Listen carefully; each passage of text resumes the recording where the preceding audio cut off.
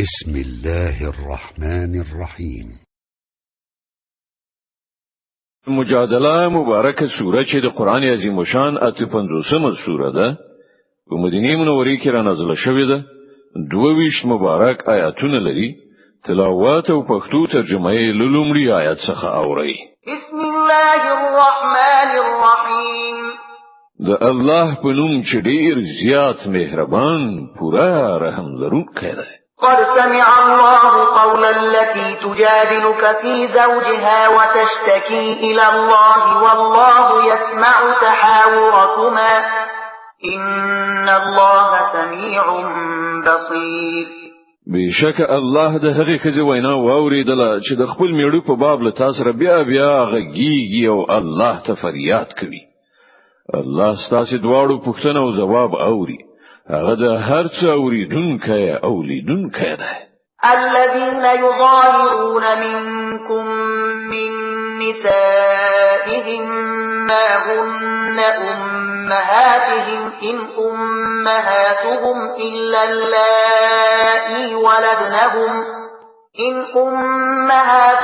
إلا اللائي ولدنهم وإنهم ليقولون منكرا من القول وزورا وإن الله لعفو غفور.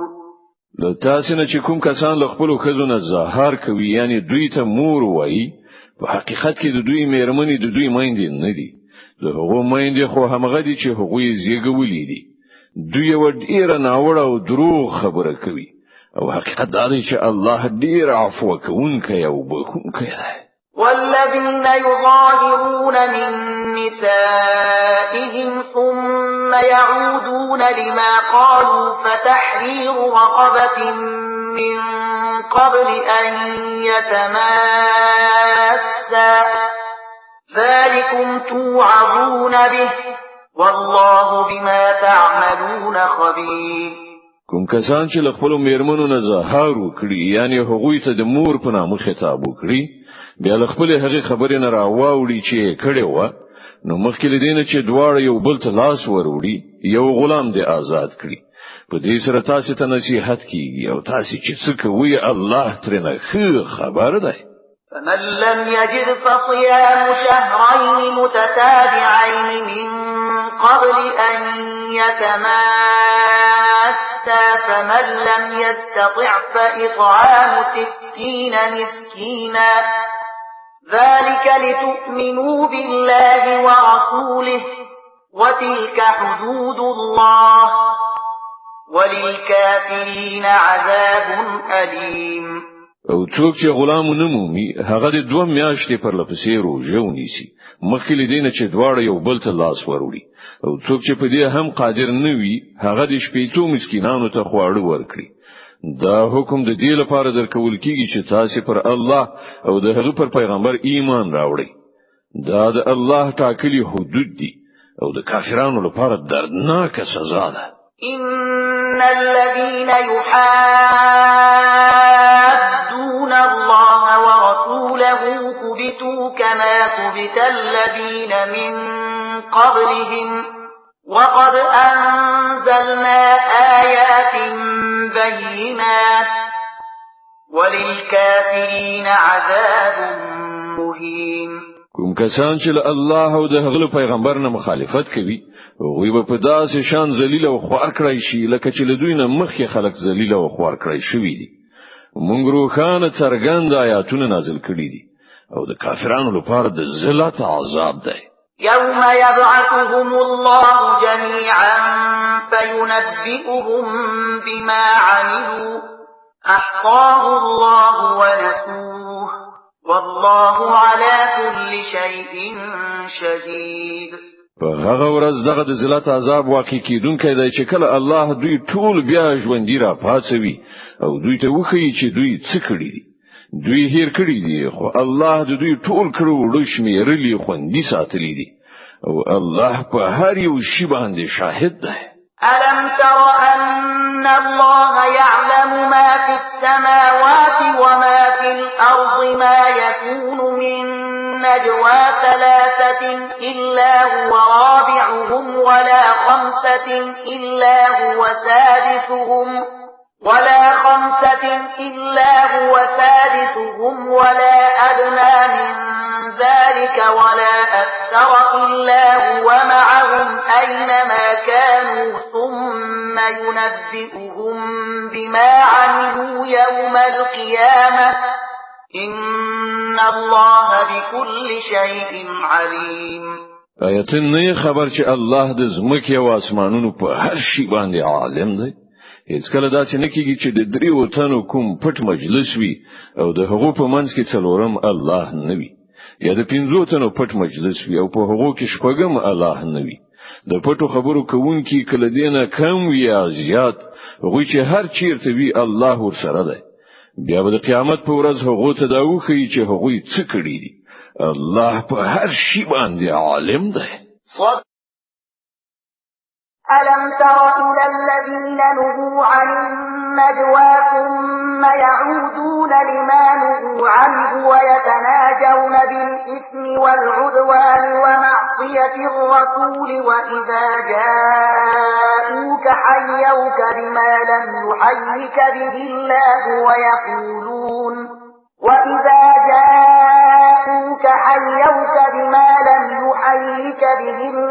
ويقولون في أنفسهم لولا يعذبنا الله بما نقول حسبهم جهنم يصلونها فبئس المصير. آیاته هغه کسان ندي لیدلي چې هغوی له پټو خبرو کولو نه منع کړی شوی وو، بیا هم هغوی همغه حرکت کوي چې له هغه نه هغوی منع کړی شوی وو. دوی په پټه په خپل منځ کې د ګناه او ظلم او د پیغمبر نه د سرغړاوي خبرې کوي، او کله چې تا ته راځي نو تا ته په هغه ډول سلام کوي چې هغه سي الله پر تا سلام نه دی کړی، او په خپل زړونو کې وایي چې زمونږ پر دغه خبرو باندې الله مونږ ته ولې عذاب نه راکوي. د دوی لپاره دوزخ کافي دی. دوی به د همغه د سوان مواد شي.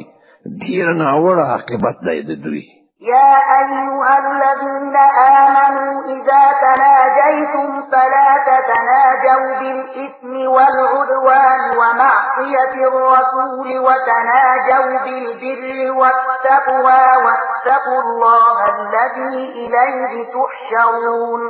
ای مؤمنانو، کله چې تاسو په خپل منځو کې پټي خبرې کوئ، نه د ګناه او تیری او له پیغمبر نه د سرغړاوي خبرې نه، بلکې د نیکی او تقوا خبرې وکړئ، او له هغه خدای نه ویریدونکي اوسئ چې د هغه حضور ته په حشر کې ستاسو وړاندې کیږي.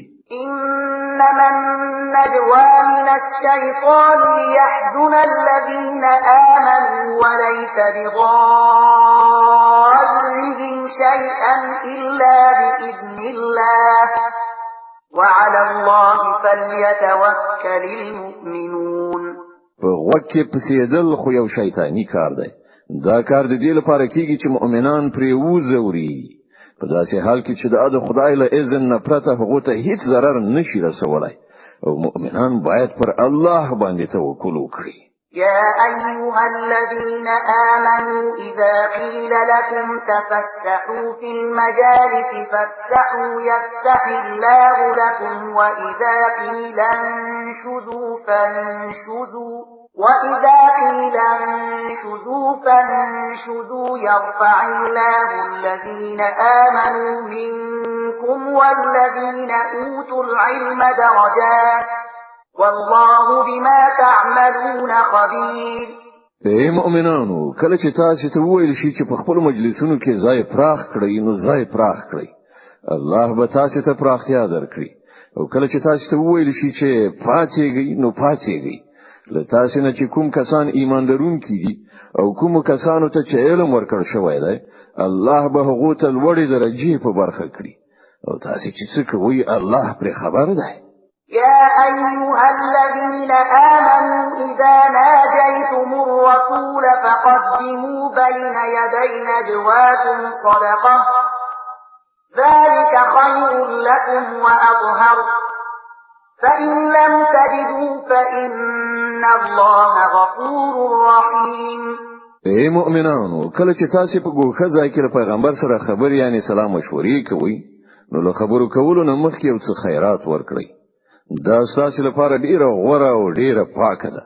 البته که تاسو د صدقې ورکولو لپاره څه ونه مومئ نو الله بخښونکی او مهربان دی. أأشفقتم أن تقدموا بين يدي نجواكم صدقات فإذ لم تفعلوا وتاب الله عليكم فأقيموا الصلاة وآتوا الزكاة وأطيعوا الله ورسوله والله خبير بما تعملون.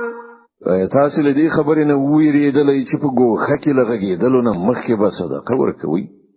خنو که تاسو دا کار ونه کړ او الله تاسو معاف کړی نو د لمانځه ادا کوونکی اوسئ او د زکات ورکوونکی اوسئ او د الله او د هغه د پیغمبر امر منونکی اوسئ. تاسو چې څه کوئ الله پرې ښه خبر ده.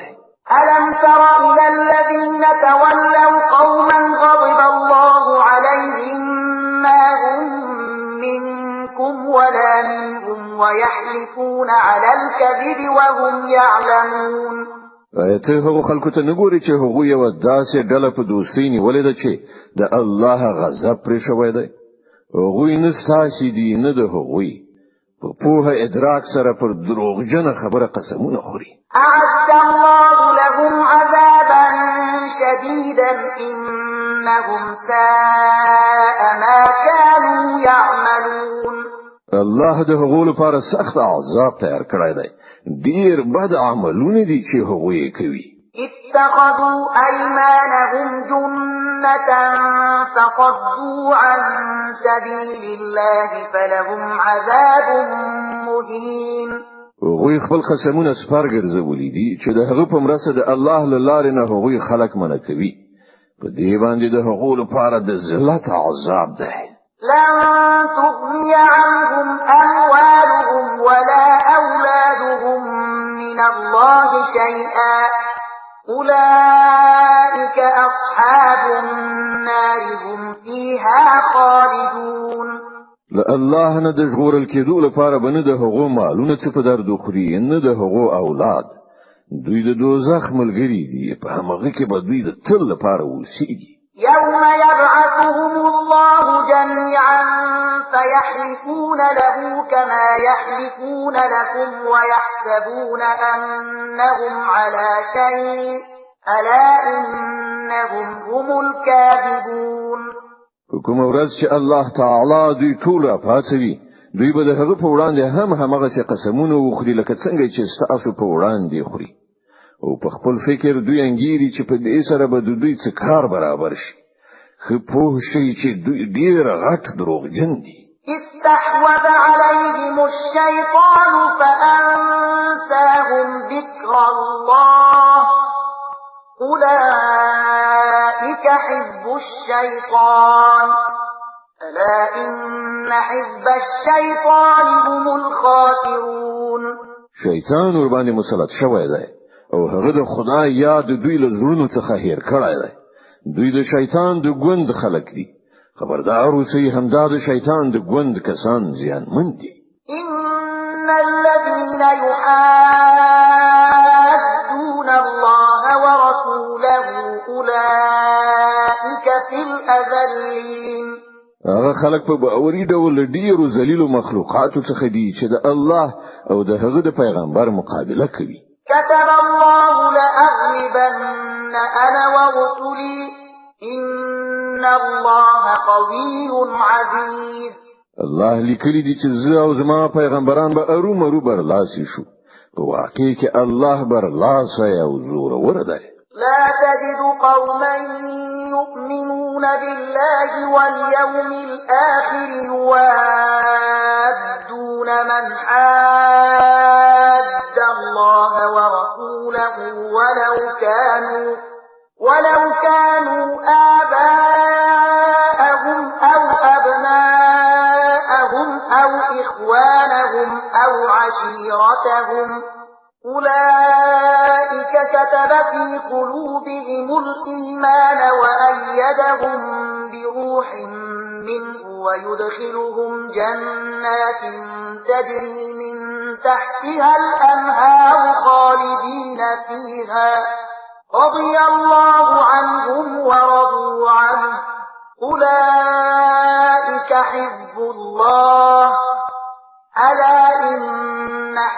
الله هم المفلحون.